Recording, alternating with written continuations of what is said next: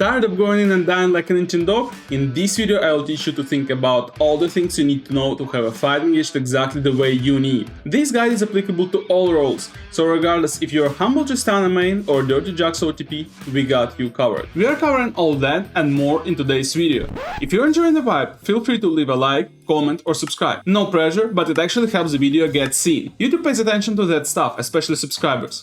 So thank you to everyone supporting, I really appreciate it. Alright, let's get into it. In order to force a teamfight properly, you need to apply multiple layers to it, such as spell readiness, game state, power spikes, crowd control types, positioning, vision, value of the target who engages, and compositions. So let's break it down step by step. Before we move to the specific examples, I want to explain to you which ifs you need to keep in mind. Spell readiness, whether it's your summoner spells, ults, or essential spells of a champion like Alistar combo, Jax E, or Ziggs W are up. Also, it's important to keep an eye for those spells whether the enemy champions use them or not. Game state, clear understanding if your team is winning or losing and how far ahead or behind you are. Power spikes, whether you have your core items or not. Key spell maxed or ultimate level edge on the enemy, if you used your gold before the fight started or not. Crowd control types, what kind of crowd control do you start a teamfight with? Can you throw an enemy champion to your team? How can an enemy team disengage? Positioning, where are my allies? If I start a teamfight, can they join in time? Where are the enemies? Can they join the fight? If we start a teamfight and the enemy team runs away, can they be collapsed on by someone else? Are enemy squishy champions in a bad spot so we can take them off quickly? Vision, do we see all the enemies? Do we have wards set in bushes if we will fight around them? Did we clear vision there so we can approach them unspotted? Value of the target who engages. Sometimes fights are engaged by glass cannon champions like Tristana or Azir. If they engage, can we kill them quickly enough? If we do not, what are the consequences? Compositions. Can the enemy team kite us if we engage? How long can the frontlaner last? Do we have tools to chain CC the target or kill the first target with my own CC? If the enemy team is stronger in a straight 5v5, how can we win a fight? These are the main factors you have to think about when trying to force a teamfight.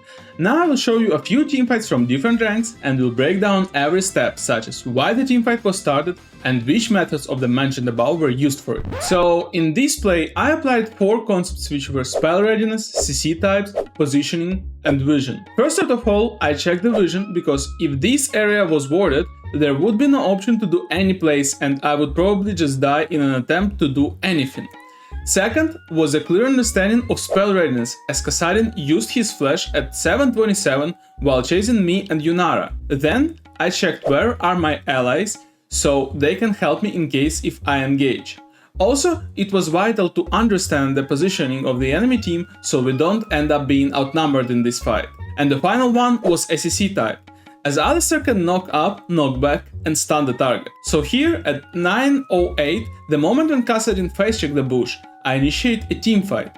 I didn't want to rush with W so Kassadin can't just R over the wall and run to our red. So despite me using a very mediocre W there, Kassadin still got CC'd, which didn't let him to move right after the Rift Wall, which resulted into us winning the fight and securing the Drake. Next example will include game state, power spikes, compositions and positioning. First on the list and the most obvious is the game state.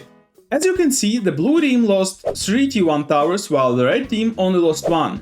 The total score being 20 kills on the blue side to 19 on the red side, so the game is pretty close. The goal difference is minimal and it could be about 1.52k max. The next thing that is pretty straightforward and is easy to analyze is compositions. The blue team has Rengar, Soraka, Camille and Smaller in this part of the map, whereas the red one has Nidalee, Nautilus, Yon and Kai'Sa. Rengar is a fairly squishy target for the red side. However, he has 3 ferocity bars. If he has 4, which he can achieve by using 1 spell, he can just remove the CC and run away. On top of that, he is covered by Soraka who has everything ready.